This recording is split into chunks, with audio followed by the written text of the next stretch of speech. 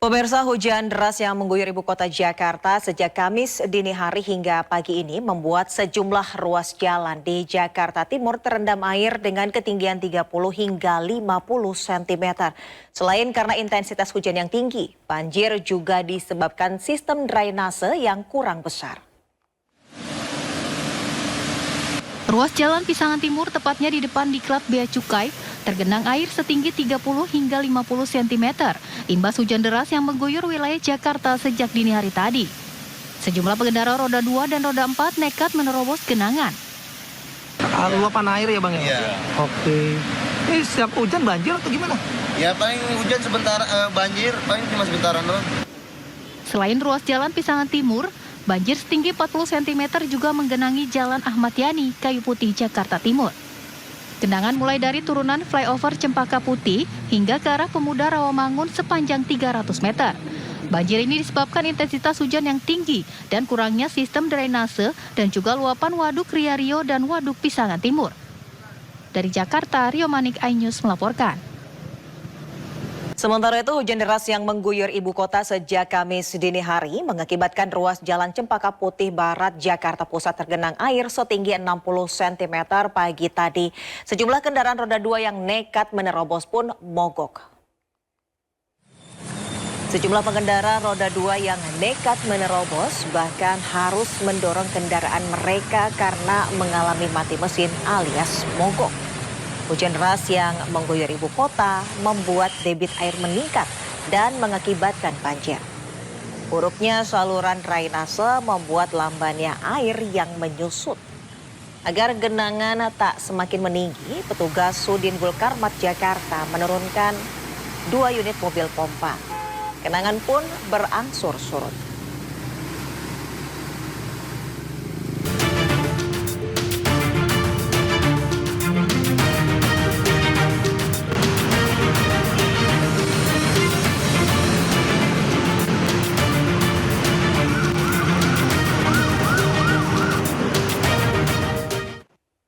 Pemirsa, saatnya kita simak pantauan arus lalu lintas siang ini. Dan kami telah terhubung dengan Brigadir Maidina dari NTMC Polri yang kini berada di kawasan Cempaka Putih, Jakarta Pusat. Selamat siang Brigadir Maidina, bagaimana pantauan arus lalu lintas dari tempat Anda melapor pasca hujan deras yang mengguyur ibu kota? Ya, terima kasih rekan Deswita dan juga selamat siang pemirsa. Menemani aktivitas siang hari Anda, kami akan mengajak pemirsa untuk mengetahui bagaimana situasi arus lintas langsung dari kawasan Simpang Cempaka Putih, Jakarta Pusat. Dapat Anda lihat bersama dari kaca Anda arus lalu lintas pada siang hari ini terbilang cukup ramai dan juga lancar dari berbagai arahnya, yakni arus lalu lintas dari arah Cawang yang akan mengarah ke Tanjung Priuk ataupun Pulau Gadung maupun yang akan menuju ke arah Matraman siang hari ini dalam situasi ramai lancar. Kendaraan di kawasan ini didominasi oleh kendaraan pribadi roda 2, roda 4 dan juga bus Transjakarta. Kami menghimbau kepada Anda para pengendara agar selalu menjaga kecepatan maksimal kendaraan Anda dikarenakan di kawasan ini memang sejak pagi tadi hingga sekarang diguyur hujan yang cukup lebat yang mengakibatkan jalanan licin. Kemudian arus lalu lintas dari arah Matraman yang akan mengarah ke Pulau Gadung saat ini dalam situasi ramai lancar. Antrian kendaraan kurang lebih sepanjang 200 meter ke belakang. Selepasnya kendaraan melaju dengan kecepatan berkisar 20 hingga 30 km per jam. Kemudian arus lalu lintas dari arah Tanjung Priuk yang akan mengarah ke Matraman siang hari ini dalam situasi ramai lancar. Kami menghimbau kepada Anda para pengendara agar tidak menggunakan jalur bus Jakarta sebagai lajur kendaraan Anda karena dapat membahayakan diri Anda pribadi maupun pengendara lain. Dan pemirsa, untuk arus lalu lintas dari arah Pulau Gadung yang akan mengarah ke Matraman siang hari ini juga dalam situasi kondusif lancar.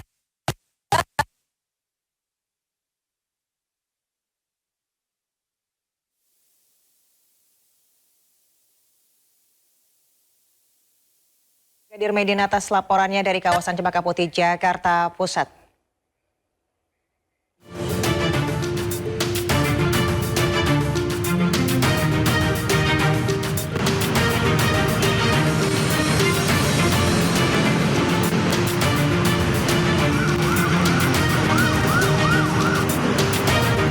Kita ke informasi selanjutnya, pemirsa, sebanyak 90.000 lebih KTP warga DKI bakal dinonaktifkan mulai April mendatang. Selain meninggal dan alamat telah tergusur, kebijakan ini juga menyasar pada warga yang tidak lagi berdomisili di Jakarta lebih dari setahun. Pemprov DKI Jakarta akan menonaktifkan puluhan ribu KTP warga Jakarta mulai awal April mendatang. Setidaknya ada 94.000 KTP warga DKI yang akan dinonaktifkan sebagai bagian dari program penataan kependudukan. Selain meninggal dan alamat telah tergusur, kebijakan ini juga menyasar pada warga yang tidak lagi berdomisili di Jakarta lebih dari setahun. Banyak penduduk DKI Jakarta yang tidak sesuai dengan domisilinya, di mana fenomena penyalahgunaan KTP sering kita temukan di Pemprov DKI Jakarta. Disduk Capil juga menyebut kebijakan bukan mendadak dilakukan, melainkan telah disosialisasikan sejak September 2023. Namun, baru mulai direalisasikan pasca pemilu 2024 dan berdasarkan hasil rekomendasi Komisi A DPRD Provinsi DKI. Program penataan kependudukan sejatinya adalah bagian dari amanat Undang-Undang Kependudukan Nomor 24 Tahun 2013. Selain itu juga berdasarkan Surat Edaran Menteri Dalam Negeri tanggal 27 Desember 2021 yang berbunyi, penduduk berdomisili di alamat baru lebih dari 1 tahun, maka penduduk harus mengurus kepindahannya. Alih-alih menyetujui program tersebut, sejumlah warga justru mengkritisi susahnya proses pindah KTP. Ada juga warga yang mengaku emoh pindah KTP lantaran takut kehilangan segala akses kemudahan. Nggak setuju sih, soalnya ngerepotin aja. Untuk pindah domisili aja itu prosesnya tuh makan waktu, dan kita tahu kelurahan itu nggak buka setiap Sabtu Minggu. Udah berapapun gubernur, itu kelurahan nggak buka Sabtu Minggu, sedangkan kalau untuk izin di hari kerja itu mereka either potong cuti atau potong gaji. Jadi kalau misalnya mau bikin kayak gitu ya dibikin kebijakan yang memudahkan, misalnya pindah domisili itu gampang. Kalau aku pribadi sih nggak setuju, karena pastinya benefit yang didapetin dengan akses KTP DKI itu bakal dicabut dong kalau misalkan peraturan ini dibuat. Kalau aku sih, Mantan Menteri Pertanian Syahrul Yassin Limpo mulai menjalani sidang perdananya dalam kasus korupsi di Pengadilan Tipikor Jakarta. Jaksa penuntut mendakwa Syahrul melakukan pemerasan 44,5 miliar untuk kepentingan pribadi dan keluarga.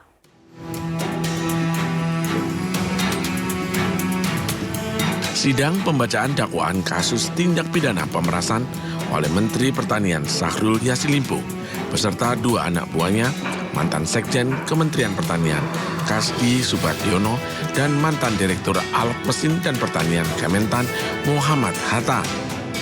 Jaksa penuntut umum membacakan dakwaan secara bergantian di Pengadilan Tipikor Jakarta Pusat. Terdakwa Syahrul Yassin Limpo didakwa melakukan pemerasan sejumlah 44,5 miliar rupiah untuk kepentingan pribadi dan keluarganya. Dalam surat dakwaan, Jaksa Penuntut Umum KPK menyebut ketiga terdakwa secara bersama-sama melakukan pemerasan pada pejabat eselon 1 beserta jajaran Kementerian Pertanian. Namun, Syahrul Yassin Limpo cukup terkejut dengan jumlah total hasil gratifikasi kepadanya untuk kepentingan pribadi, partai, dan keluarganya mencapai 44,5 miliar. Pernyataan-pernyataan saya sudah sampaikan kepada PH. Intinya saya akan ikuti semua proses hukum. Dan kalau memang ini menjadi sesuatu secara hukum, saya siap menerima apa yang ada. Dan kita tahu semuanya bahwa dari angka 13,9 miliar yang tadinya diklaim oleh rekan-rekan di KPK, kemudian hari ini di persidangan yang mulia ini naik menjadi 44 miliar sekian. Sangat fantastis, Pak. Sangat fantastis sekali nilainya. Namun demikian, kita tetap menghargai dan menghormati itu semuanya.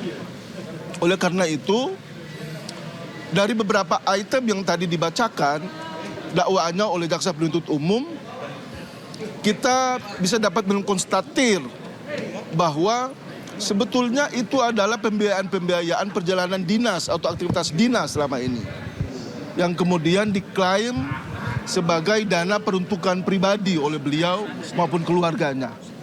Ini yang kemudian sangat kita sayangkan. Kita menghormati dakwaan itu, kita juga mengucapkan terima kasih atas JPU, atas dakwaannya.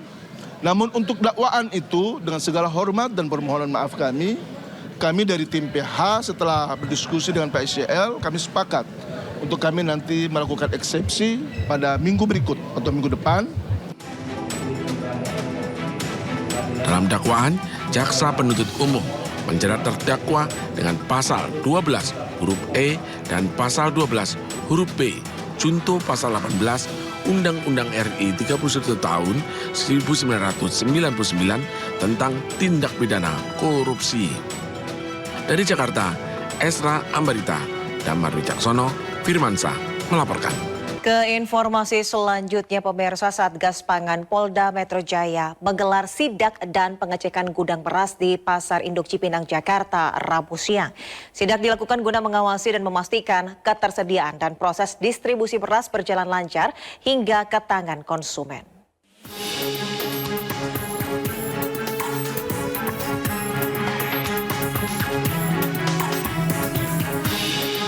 Di tengah tingginya harga beras di sejumlah daerah, Satgas Pangan Polda Metro Jaya bersama Badan Pangan Nasional Bappenas mengecek langsung ketersediaan beras di Pasar Induk Beras Cipinang, Pulau Gebang, Jakarta Timur, Rabu siang. Berdasarkan hasil pemantauan, stok beras masih cukup dan aman. Di Treskrimsus Polda Metro Jaya, AKBP Victor Inkiriawang mengatakan pihaknya fokus mengawasi dan mengamankan distribusi bahan pokok, khususnya beras. Pihaknya juga memastikan distribusi beras berjalan lancar hingga ke tangan konsumen atau masyarakat. Kami fokus untuk mengawasi, kemudian fokus untuk melakukan mengamankan, kemudian memastikan jalannya rantai distribusi bahan-bahan pokok, khususnya dalam hal ini beras, itu dapat terdistribusi dengan baik semuanya dari hulu sampai ke hilir. Kita tentunya bekerja sama dengan stakeholder, dalam hal ini mohon izin dari Bappenas, dari Bulog, kemudian dari teman-teman asosiasi, itu kita bekerja sama, kita mengawasi, kemudian kita mengamankan agar kemudian bahan pokok ini khususnya beras dapat diterima sesuai dengan ketentuan oleh masyarakat. Sementara Kepala Bappenas Arief Prasetyo menuturkan pada bulan Maret 2024 mendatang akan terjadi panen beras sebanyak 3,5 juta ton beras. Pihaknya juga memastikan kondisi stok beras yang aman. Kondisi stok beras ya itu aman. Jadi kalau hari ini ada berita stok beras itu kurang, kita mau sampaikan sekali lagi stok beras cukup. Ya, kombinasi yang ada di Pasar Induk Beras Cipinang hari ini, stok dari Bulog yang kemarin untuk mengganjal ya, karena perlu waktu untuk jelang panen. Bulan Maret ini insya Allah panennya akan 3,5 juta ton. Ya, itu prediksi KSA dari teman-teman BPS. Dengan ketersediaan beras yang cukup, diharapkan pasokan beras ke seluruh daerah di Indonesia cukup memenuhi kebutuhan masyarakat agar tidak ada lagi kelangkaan beras yang mengakibatkan tingginya harga beras. Tim Liputan iNews melaporkan. Ratusan warga rela antre sembako murah di kantor Kelurahan Duripulo, Gambir, Jakarta di tengah guyuran hujan. Sembako murah seharga Rp100.000 per paket tersebut digelar pemerintah Provinsi DKI Jakarta.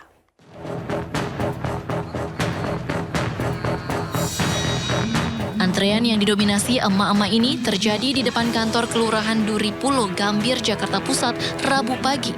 Mereka rela antre di tengah guyuran hujan demi mendapatkan paket sembako murah dalam operasi pasar yang digelar Pemprov DKI Jakarta. Paket sembako murah berisi 5 kg beras, 2 liter minyak goreng, 1 kg gula pasir, dan tepung terigu dijual seharga Rp100.000 per paket. Warga mengaku merasa terbantu bisa mendapatkan sembako dengan harga murah di tengah tingginya harga kebutuhan pokok, terutama beras. Sangat membantu sekali, apalagi sekarang kan beras lagi pada mahal, Pak. Ya alhamdulillah deh. Sering-sering deh. Beli apa aja, Bu? 100.000 dapat beras 5 kilo, minyak 2 liter, gula pasir sekilo, terigu sekilo. Penjabat Gubernur DKI Jakarta, Heru Budi Hartono, yang ikut memantau pelaksanaan sembako murah menyebut, selain bentuk kepedulian Pemprov DKI kepada masyarakat, di tengah tingginya harganya bahan pokok di pasaran, operasi pasar juga untuk menstabilkan harga kebutuhan pokok di pasaran jelang Ramadan. Kepedulian pemerintah Provinsi DKI Jakarta bersama seluruh stakeholder yang ada di Jakarta agar bisa menstabilkan harga. Berikutnya memasuki bulan puasa, bulan Ramadan yang setiap tahunnya kebiasaan harga sedikit naik. Ini kita bisa membantu Pemda untuk masyarakat bisa mendapatkan sembako murah. Warga berharap operasi pasar murah dapat terus digelar mengingat harga bahan pangan yang terus meroket. Dari Jakarta, Rani Sanjaya, iNews melaporkan. Kemenko Perekonomian menggelar simulasi makan siang gratis yang menjadi program pasangan Capres dan Cawapres Prabowo Gibran di SMPN 2 Curug, Tangerang. Menko Perekonomian Erlangga Hartarto hadir dalam simulasi makan siang gratis tersebut. Erlangga menyebut per anak akan mendapatkan jatah makan siang gratis sebesar Rp15.000 di luar susu. Ia menyebut sekitar 70,5 juta siswa kemungkinan menjadi penerima makan siang dan susu gratis. Meski Prabowo Gibran belum resmi diumumkan menang dalam Pilpres 2024 oleh KPU, programnya sudah dibahas dalam persiapan penyusunan RAPBN 2025. Multiplier efeknya seperti apa, tetapi tadi menjadi target. Penyelenggaraan pemilu 2024 mendapat sorotan dari berbagai pihak. Salah satunya adalah Partai Perindo. Partai pimpinan Hari Tanu Sudibyo ini menyampaikan kekecewaannya saat jumpa pers di kantor DPP Partai Perindo, Jakarta Pusat.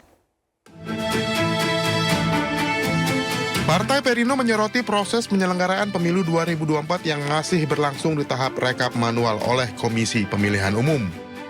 Salah satu yang menjadi perhatian dari partai bernomor urut 16 ini adalah kesalahan input data yang ditemukan dalam sistem rekapitulasi suara atau Sirekap. Tentu kita menuntut agar ada audit secara forensik yang telah yang harus dilakukan oleh lembaga independen sehingga publik merasa diberikan kepercayaan kembali. Publik merasa trust dengan apa yang ada hari ini. Sebagai bagian dari sikap Partai Perindo yang selanjutnya adalah kita minta agar pemilu baik terkait dengan Pilpres maupun Pileg, maka Partai Perindo mengajukan pemilu ulang. Partai Perindo juga mendukung dilakukannya hak angket akibat terjadinya dugaan kecurangan dalam pelaksanaan pemilihan umum pada Februari 2024 lalu. Di mana hak angket itu adalah hak yang diberikan oleh DPR RI untuk meneliti, untuk mencari fakta terkait dengan pelaksanaan undang-undang atau terkait dengan kebijakan-kebijakan pemerintah yang strategis. Proses audit forensik dan hak angket diharapkan bisa memulihkan kepercayaan publik terhadap hasil pemilu yang menentukan pemimpin Indonesia dalam 5 tahun ke depan. Dari Jakarta, Rizky Ihwal, Irian Syah Wahyudi, iNews melaporkan.